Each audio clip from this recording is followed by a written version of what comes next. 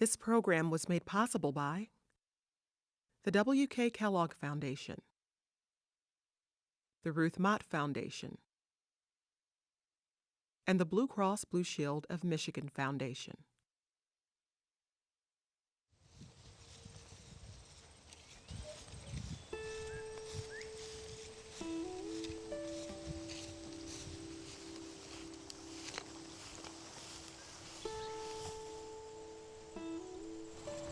A lot more than there were last year.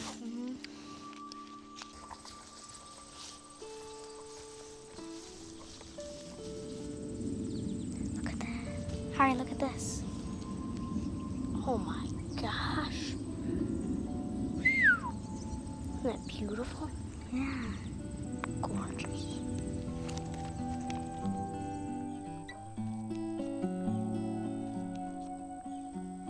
Handmade this journal, and it's got a white page on one side doing my drawings and then lined on the other. So I can press things and draw them. And then I write about the different things that I see. I like the pines, and I like the way their needles are so soft, and the way that they like move around when the wind blows. It's really nice. That one I call Laughing. That one's Thunder. I named that one Laughing because it sort of like laughs in the wind.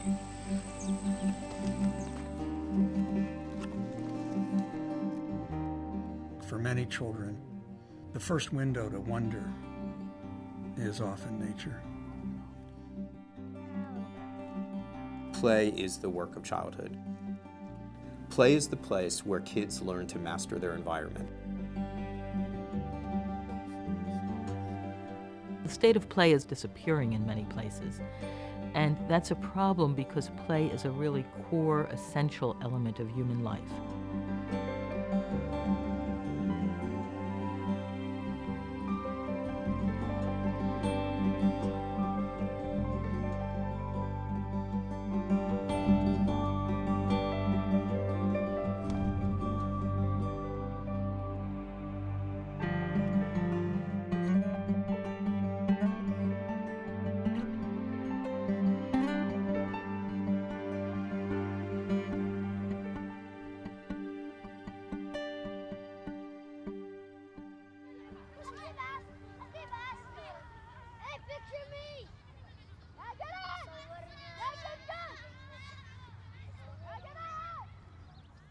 Childhood in America is in trouble. Obesity is rampant. Play spaces are disappearing. Drug prescriptions for physical and psychological problems are at an all-time high. For a growing number of children, life is structured in a way that separates them from nature. For tens of thousands of years, for all of human history and prehistory, human children went outside and spent much of their lives in nature, either working or playing. And within the space of 2 or 3 decades in Western society, we're seeing the virtual end of that. A generation or two ago, the parents were pretty much hands-off.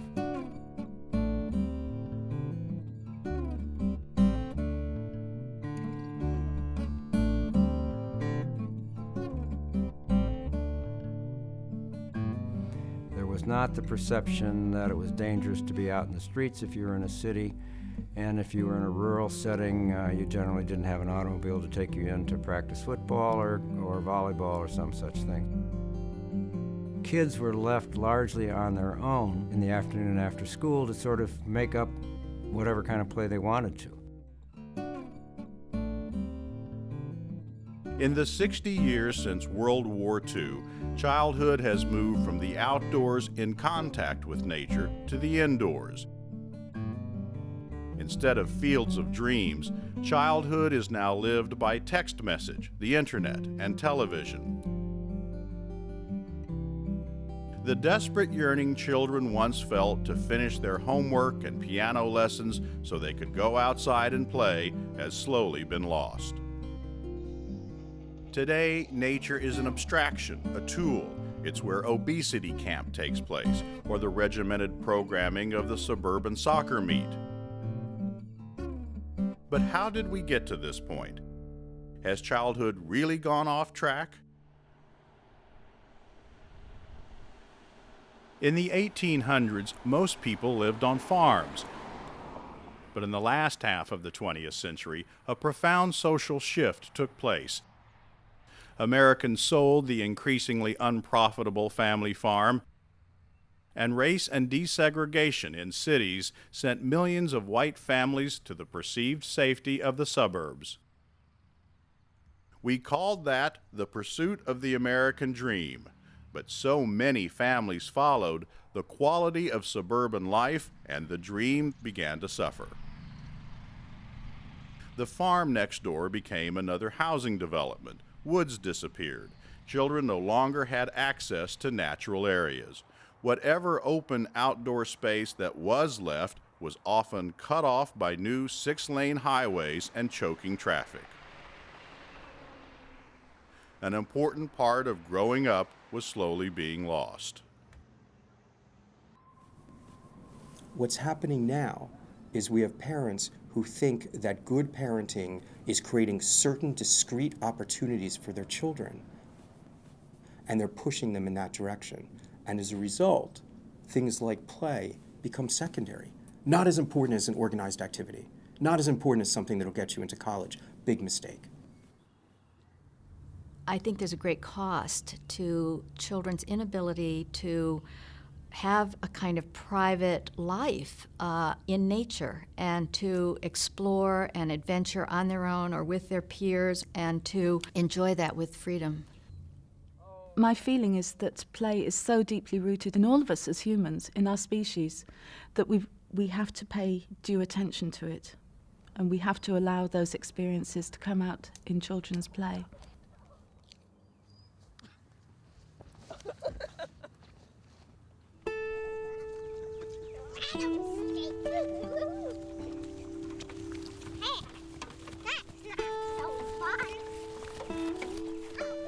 First thing we should do, we can a rattlesnake. There's emerald ash spore engravings on here. Look. Cool. Hey, come back here, fly. When play is child-driven, when kids figure out what they want to do, when they're on their own playground or out in the backyards or on the streets themselves, they're learning what they like. They're learning what they're not so good at. They're learning what they're great at. They're learning to get up when they fall down, and they're learning to take chances. They're learning peer negotiation skills. These are all incredibly, incredibly important traits to bring them into adulthood. Get these leaves to absorb it. I come to the conclusion that what we really need in the country is not a Leave No Child Behind movement. We need a Leave No Child Inside campaign.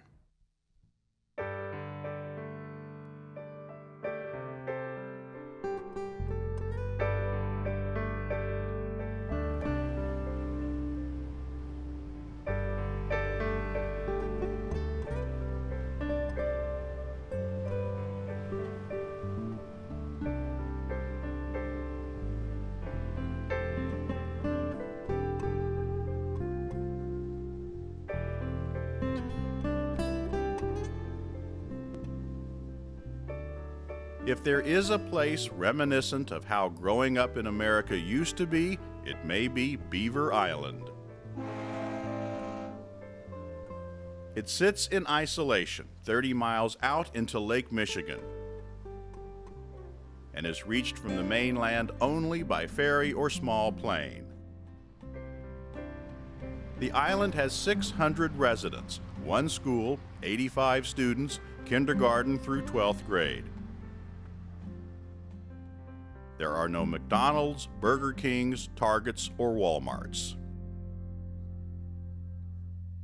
Here, you go to the local grocery store and they hold your baby for you while you do your shopping and stuff, you know. And while television and the internet reach the island, children here make their way to the main street in town and meet instead of text messaging or emails. So I don't really have an email or anything like that. Everybody's like, oh, can I have your email address? I'm like, I don't have one. The only time I really use the computer is if I need to look up something for homework. In the next couple of years, overtake you. We go to the mainland about maybe 3 times, maybe 4 times a year. What I don't like about here is that you can't do what you can there. Like, you can't go to the theater. Sometimes I wish I could when I'm like bored and it's nothing to do here.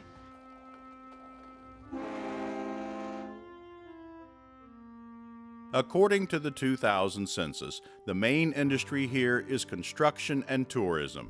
In the summer, income levels go up considerably as the tourist population swells.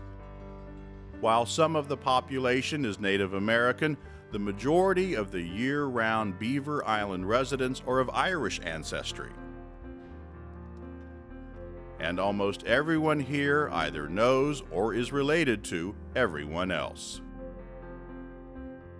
And while Beaver Island lacks a lot of modern conveniences, people here feel compensated in other ways.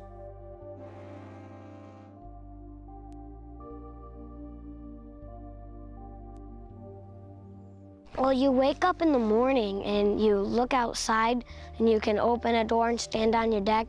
And there'll be the nice warm morning breeze, and then you just feel so great because then you can hear the birds chirping and the nice wind and stuff, and the waves going against the shore seems really nice, and I like it a lot.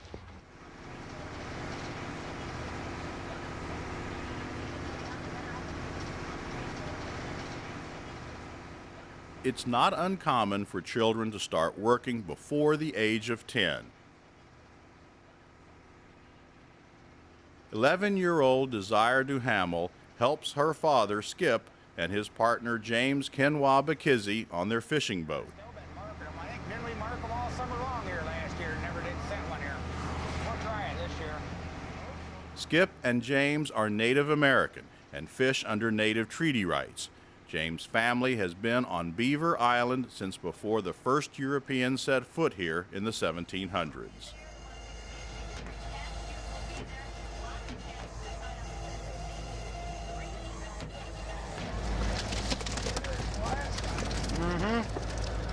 Get me another box. Wait, is that the one with the teeth? Just grab the whole box. Oh, the box? Yes, Yeah, drag her back there. My dad fishes, and he also carves totem poles. And my mom and I work at the fish market. He brings in the fish, fillets them, I help scale them, and then we sell them in the market, and some of them we smoke in the smoker.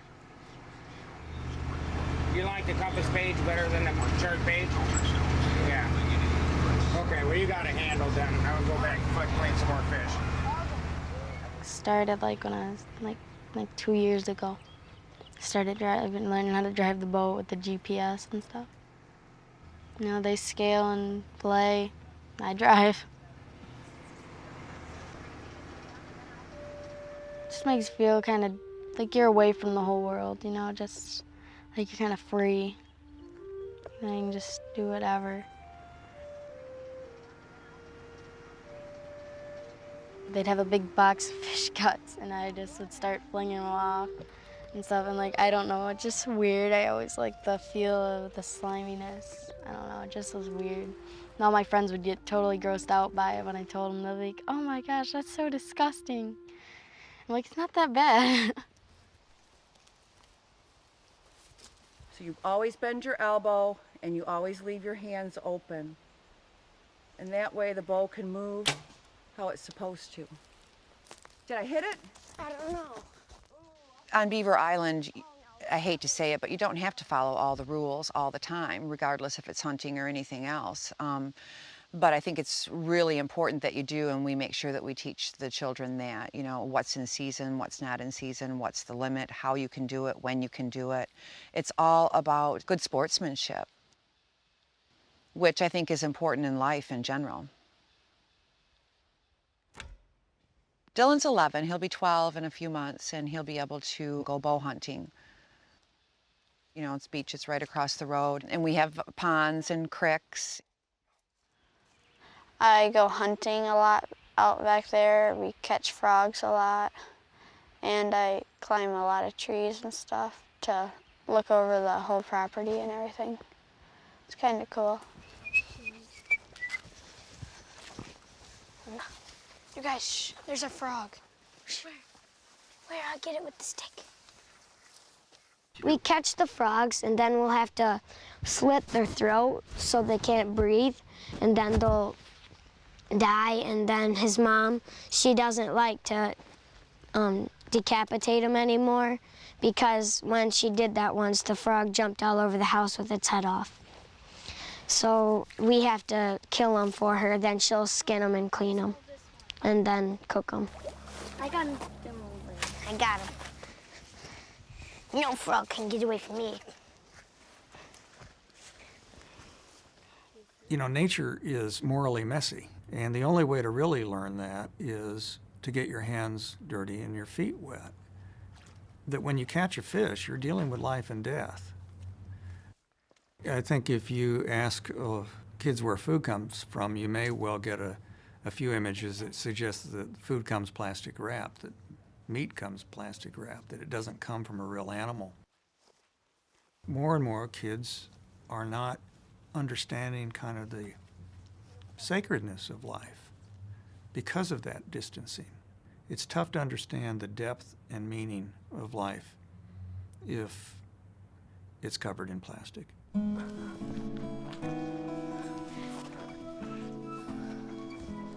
Nature has this peculiar attribute. It actually, by taking kids into the wild, it removes some of the wild from them. It makes us more civil in a strange way.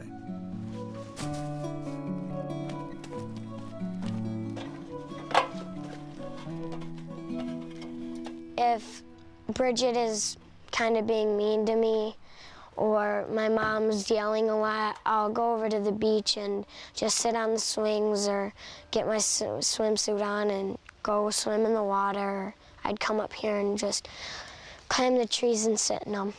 It makes me feel free, like I can do a lot of things in the world, and we're really lucky to be alive.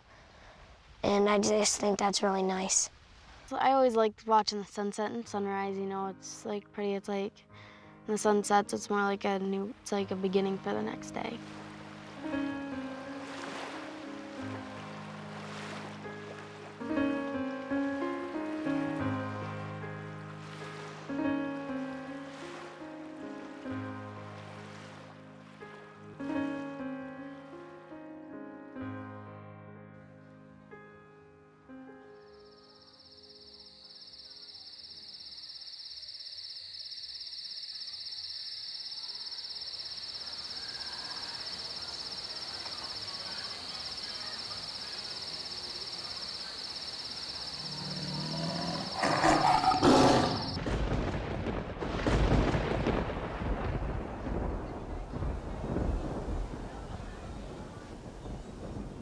We have 26 rainforest cafes across the country. We're part of Land Use Restaurant Group out of Houston, Texas. We have casual restaurant themes ranging from our flagship store of Joe's Crab Shack to our newest concept, T-Rex, which is currently being opened in Kansas City, Kansas. Your children can get up and walk around and see all the different animals, where they're actually able to see a rainforest for the first time and what a real rainforest looks like, rather than just in a book. They're actually able to experience and to touch and to see, to actually smell, you know, between the rain going on behind me and everything else, to actually feel a rainforest. And they're actually able to learn a little bit while they're actually dining. I mean, it's a true dining experience. They can go to see the crocodile and the gorillas, everything else. The kids who have been growing up in the last 20 years or so, and increasingly so, see nature as an abstraction. Today, kids can tell you anything about the Amazon rainforest, but they're unlikely to be able to tell you often about the last time they went out in the woods and just watched the leaves move. So this intimate relationship with nature has been replaced for many kids with an abstract relationship. Nature is something you wear on a t-shirt or you buy at a nature store. and we are distanced from it. Richard Louv and other experts who track childhood issues believe that the disconnection from nature and the evaporation of play have caused a host of changes in how children live.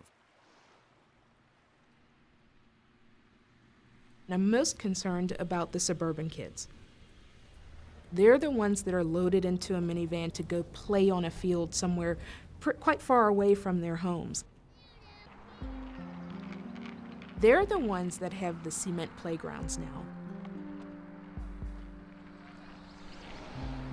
These pod communities are creating divisions. These pods are also very small. There may be 12 homes in a pod. Not all of them have children. Not all of them have children of the same age. And so there's a huge difference between living in those sort of small enclaves and living in a big neighborhood. Some of the kids that we worry about the most, Baltimore, Maryland, New York City, actually have tremendous neighborhoods and blocks of sort of play spaces and children that they can play with and interact with. Suburban kids don't have that. So I think what you find is that the suburban kids are really spending a lot more time in isolation, at home. They're playing their PlayStations and individualized activity when they really need to be socializing more. And so what you see happening is that they also lack imagination. The average American child sits in front of screens for 4 to 6 hours a day. It can be a computer screen, a video, a television. Well, that doesn't leave much time for play. And also they're busy absorbing other people's creativity who've done the programming but not developing their own creativity. To me, one of the most important trends of the 20th century has been the emergence of the electronic mass media as a socializer for our children. And what happened is that these electronic media, as they became primary elements in every child's life, took over a lot of the socialization of children. And by that I mean teaching them how to behave socially, what was appropriate, what's inappropriate, what's important, what's not important.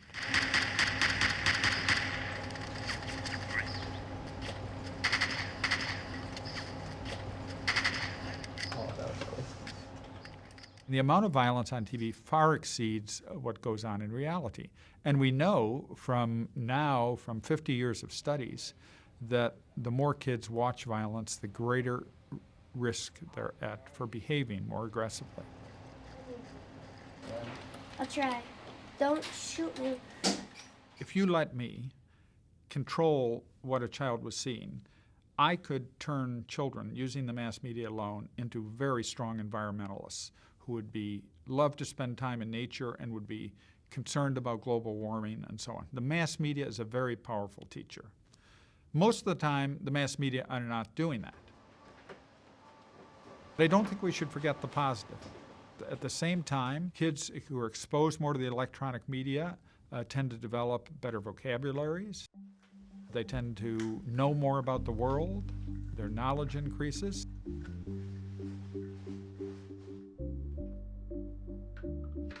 My day starts with me getting up, of course, and I go downstairs, have breakfast, and if it's a school day, then I'll come up, get dressed, go to school.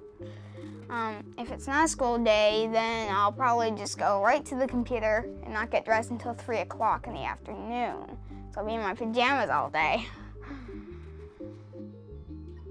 Long ago, I never used to do games on the computer. I used to just work in PowerPoint, making animations. And that used to entertain me a lot. But after a while, I discovered that on the internet I could find free games, and that really boosted me off. After that, I was never really the same. Alec builds websites. I've done this for myself, I've done it for my mom, and I've even done it for my friend, but I haven't told him yet. Actually, it's been sitting there on the web for about a month now, and I haven't told him. I know more than my parents. Yeah, because they can't understand half the things I'm saying. Because, I mean, they don't understand how to program in Logo, even. I mean, it's very simple. You just type in, like, forward 100. Beep, draw a straight line. Yet Alec leads a more well-rounded life than many suburban children. His days are not heavily programmed. He spends much of his day outside playing with his friend on a quiet dirt road. And Alex says he does appreciate nature, particularly when his family goes away to a weekend cabin they own near a national forest. But all that aside, when it comes down to a choice of being outdoors or indoors, which does Alec like best? Indoor. And the reason? Because I like computers best, and that's where all the computers are. Yeah. We're raising a generation essentially that is growing up looking at screens instead of streams. And when you only look at screens for so many hours a day, you're not using all your senses at the same time.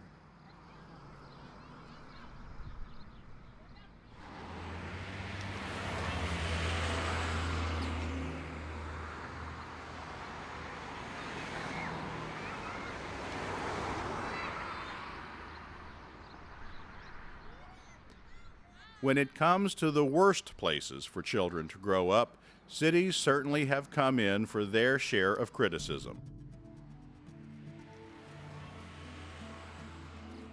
Well, the first thing you need for kids to be able to play is safe places. You can tell parents, go out and let your kids to play, but if there are going to be bullets flying or there are dangers, responsible parents aren't going to let that happen. So we have to really protect childhood. So when we think about urban areas or we think about concentrated areas of poverty, we have to think safety first. We have to think, what does it mean to be a child in a place where you can't walk outside? And we have to make the decision to invest in the kind of places that children can play and develop and figure out who they are. Playgrounds, they matter. But while cities are burdened with children in poverty, there is another picture that runs counter to the stereotype. For children not living in poverty, cities are in many ways better places to grow up than today's newer suburbs. The Oliver Wendell Holmes Elementary School and its neighborhood in southwest Detroit are a case in point. The area is poor and blue-collar. It houses many new immigrants, and it functions surprisingly well. It was built in the 1930s as a working-class neighborhood. Its original residents, Hungarians, Czechs, and Italians, settled here to work in the massive Ford Rouge plant nearby. Do you remember this? Well, we like to call it the multicultural neighborhood school. It's sort of a hidden treasure here in southwest Detroit, or on the west side of Detroit. We have about 35% Arabic population, then another 35% Hispanic, and then the rest is made up between African American and white. So we have like a nice cultural mix. Holmes School was built on a park, and its students live on the surrounding streets. All right, what else? What else have you guys planted out here? Do you remember? Remember when we planted around after we planted the shrubs, we planted around where the fences are up now. Broccoli, very good. What else? Lettuce. Lettuce, very good. And you planted kale, right? Yeah. So today is our next big planting day. So some of the other kids have planted tomatoes and peppers.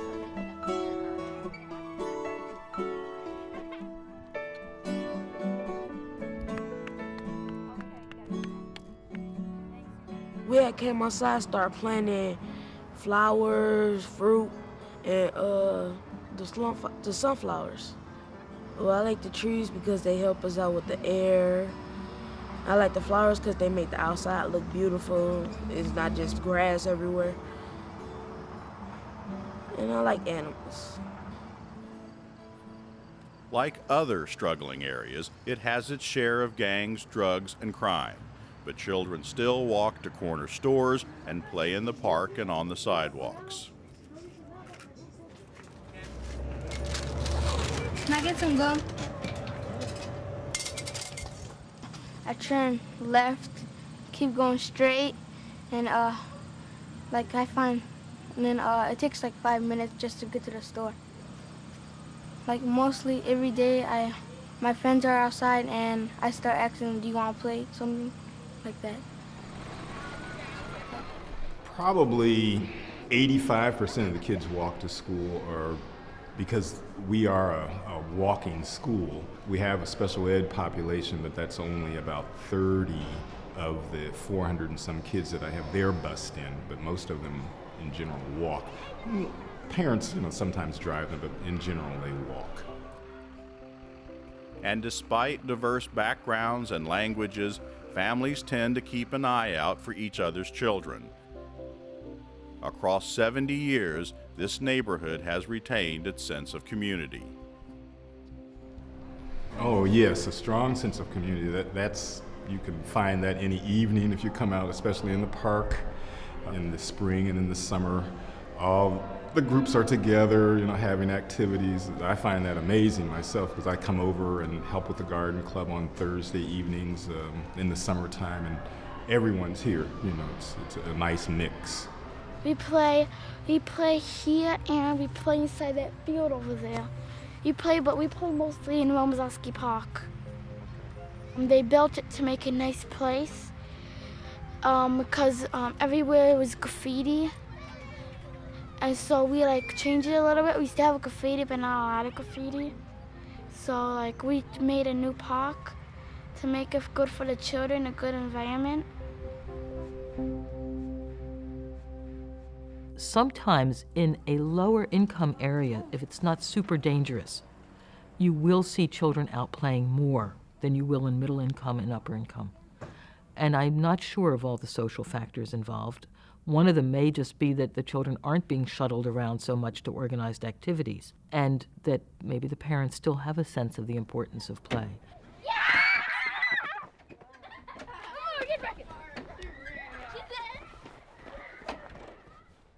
It's a cold January day in Flint, Michigan, and Penny Wilson, internationally known for her work with parks and schools, is here to run a play session at the Hamady Intermediate School.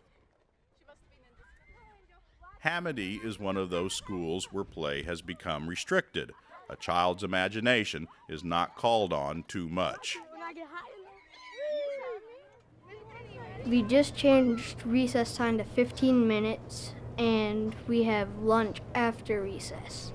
And we used to have longer recess when we had lunch before recess.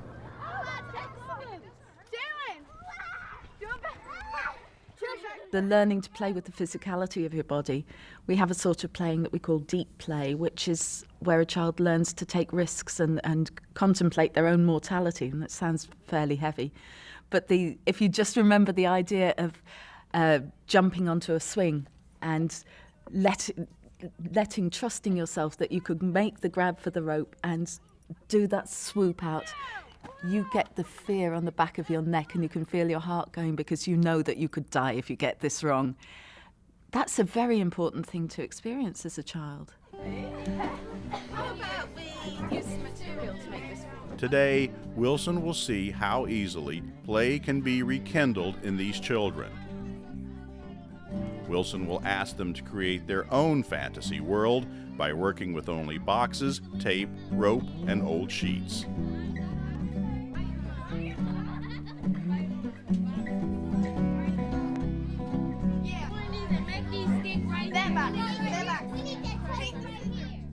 I learned that if you could just do a lot of games if you just have one piece of rope or something. Normally we usually just do morning math, then we do circle time, and then we do writers and readers workshop. And today we just had a lot of fun because we didn't have to do any of that.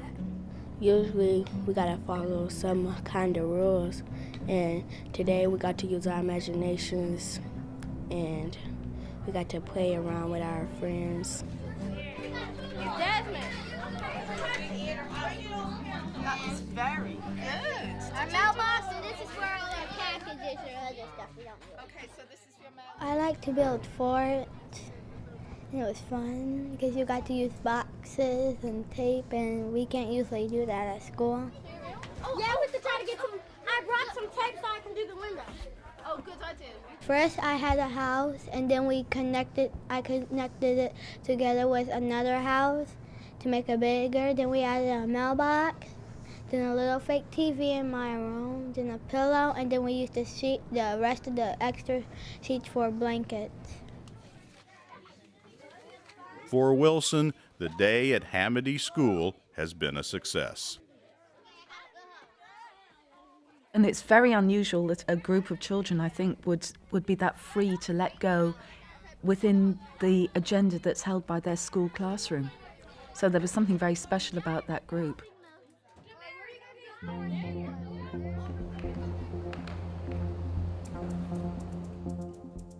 In the 1990s, a project at Carnegie Mellon University in Pittsburgh studied how two groups of children, those who lived in the city and those in the suburbs, saw and understood their surroundings. The results of the study were surprising. The two groups were given identical instructions and the same 20 by 40 foot base map from which to start, along with cardboard and wood and materials with which to build the structures. Architecture professor Claire Gallagher, who directed the project, noticed that the suburban children tended to work alone, while the city kids negotiated with one another how to build. So the suburban children didn't design anything with another child, except for one thing that was designed by a group of children, and that was the mall. That was the only thing designed by a group. Everything else was designed by a child. There was no public space. There wasn't anything, they don't know public space. They don't experience public space. They're not pedestrians. Nobody was inhabiting the buildings that they were designing. There was no interior and there was nobody in them. And when they're in the back of the car playing a Game Boy, anything can be happening around them and they don't see it. So when they design a city, that's what they design, exactly how they live. The urban children lived it. The children who were designing things like the little boy who designed the school, or the little girls who designed the hospital for babies, those were real. Those were real experiences that they had. The suburban children didn't have that sort of thing embedded in their work at all. The urban children all had doors. The doors were open. There were little figures inside. There were the girls who designed the hospital for babies had beds. They had flower pots. They had public transportation nearby. So the urban children were knitting a fabric, and they themselves were the community.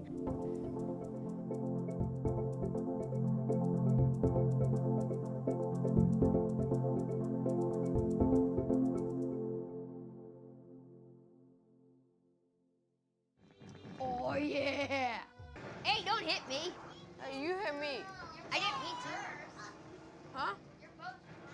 Another force driving children indoors is stranger danger, the sense that even in the safety of their neighborhoods, being outside is dangerous.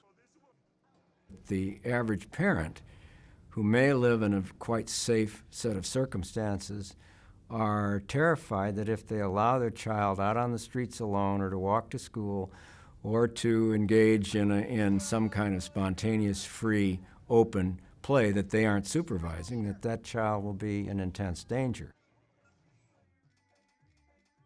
Adults have become fearful of play, or certainly less respectful of play. They're afraid to let the children just go out and play, even in quite safe neighborhoods.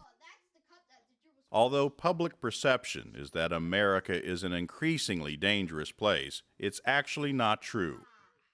FBI statistics show that across all categories, crime has declined. When it comes to sex offenses, crimes against 12 to 17-year-olds dropped by 79% from 1993 to 2003. Assaults on children of all ages fell 39% in the same period. Kidnappings and sex offenses are 10 times more likely to be committed by a parent, relative, or acquaintance than by a stranger. 64% of violent crimes against children occur at home, compared to 19% committed outdoors. And the safest place for a child? In schools, where children are 10 times less likely to be harmed than in their own homes. A case in point. Remember the school in southwest Detroit where 85% of the children walk to school?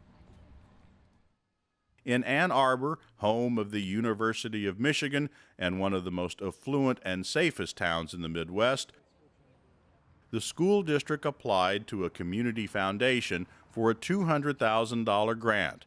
Part of it was to be used to create a walk-to-school project. The parents right off the bat said their kids weren't going to want to do this.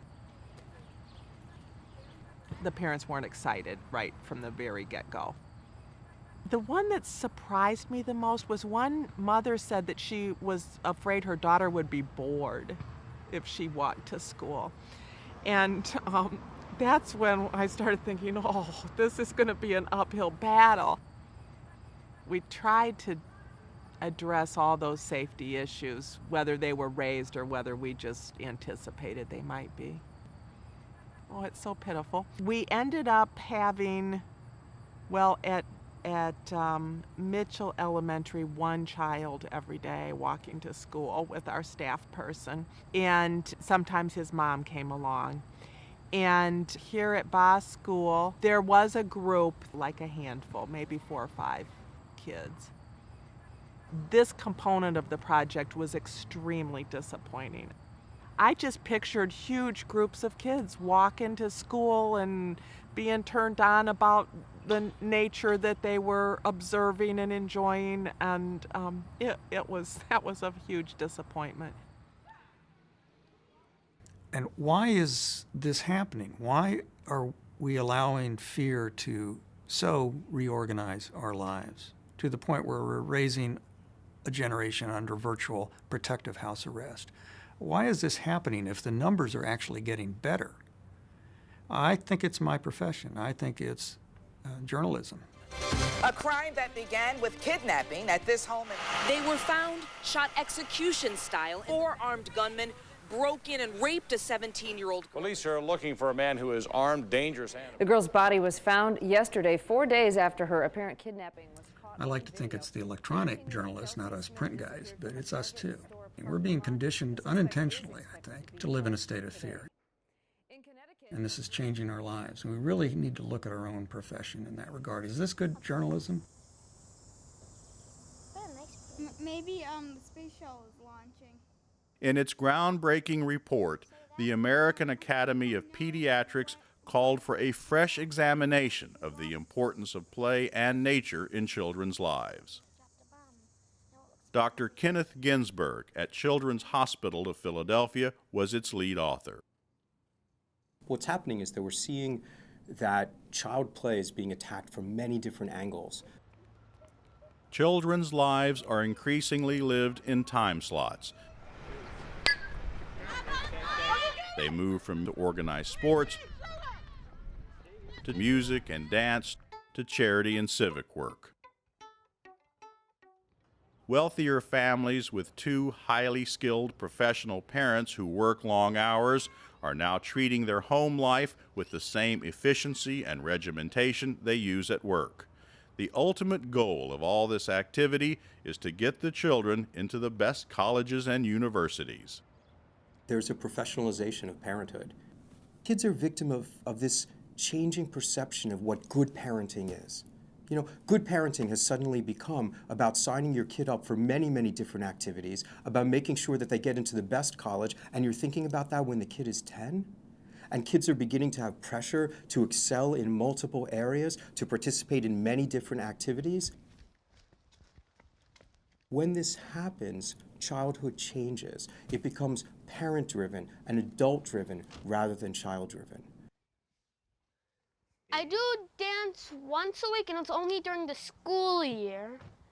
It's over now. Track is all year because there's 3 different seasons: indoor, outdoor, and cross country. And Cub Scouts, you kind of get it's all year, once a week. When I get home tonight, I'm going to make sure it'll work, but I'm probably going to sign you up for the violin camp that your teacher was talking about last night. When James was barely walking, he'd pick up like the adult shot put and say, "I want to do this." I don't know if he knew what this was, but he wanted to do this. And then he found the discus. "I want to do this too." And the javelin, he's walking around the house with a spear. And he says, "I want to do this." I said, "Well, you know, there's a name for that. Somebody does all those events. It's called a decathlete. And you start with a little less, but you work your way up to that." And so they said, "Sure." You know, I have knowledge about all these activities since he seems to pick all the same ones I have. And while, you know, if you watch him in these workouts, meets, he's way behind all the other kids. He's not getting in regular enough activities because of the fighting between his mother and I over when he works out and stuff. So he's nowhere near in good shape. But just with the minimal he has, I can see him being fairly successful in something like the pentathlon, and eventually the decathlon. He just copies everything I do. He seems to be able to handle it. His mother doesn't think so, which is one of the reasons why she and I are getting divorced.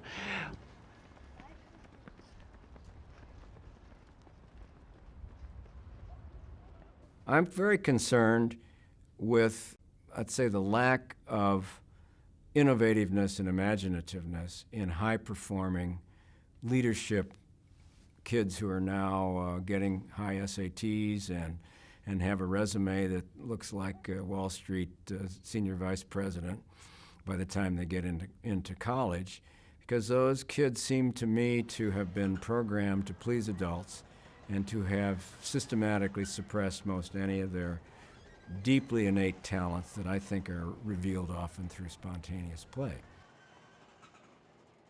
We need parents to redefine success.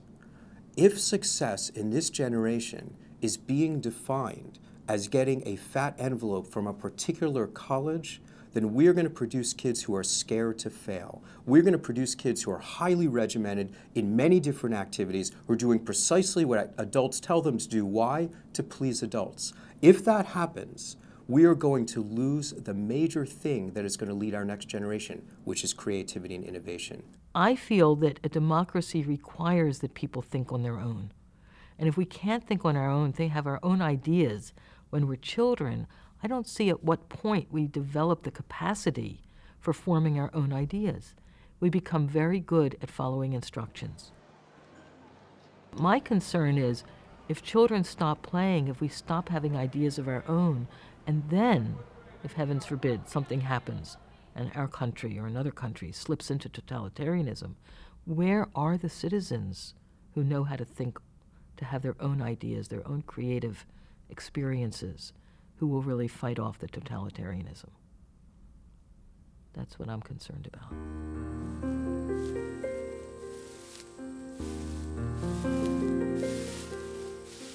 Well, some people say that Queen Anne was sewing her lace and then she got pricked by the needle and a drop of blood fell down. So this sometimes is used for wasps. Wasps look at it and they think it's a bug, so they come down and walk around the thing.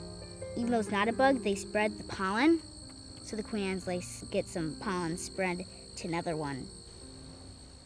Harold, Mumi, what's that tree over there? Jason Eister and his wife moved from one end of American living, a 23rd floor apartment in Manhattan, to the other, skipping the suburbs entirely. They landed on 20 acres of trees and wild flowers surrounded by farmland in rural Chelsea, Michigan. Our two older children did go to high school, starting in the 9th grade. And we didn't really have any, we're very open to everything, and so we didn't have any predisposed idea that they could or could not, or that there was a route to follow. And we've just proceeded in a rather natural way as to, at each point, what seems to be most effective. The younger Eyster children, Harold and Artemis, spend most of their day outdoors, close to nature, and recording what they see and hear around them.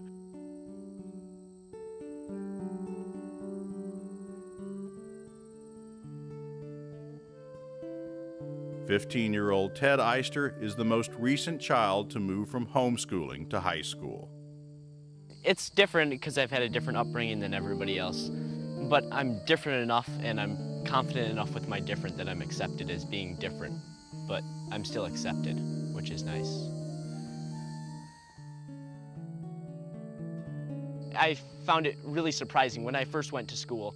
I'd say, oh, look, there's an oak tree, and everybody would go, a what? And I'd be like, hey, it's an oak tree. Everybody knows what an oak tree is. And they'd be like, what are you talking about?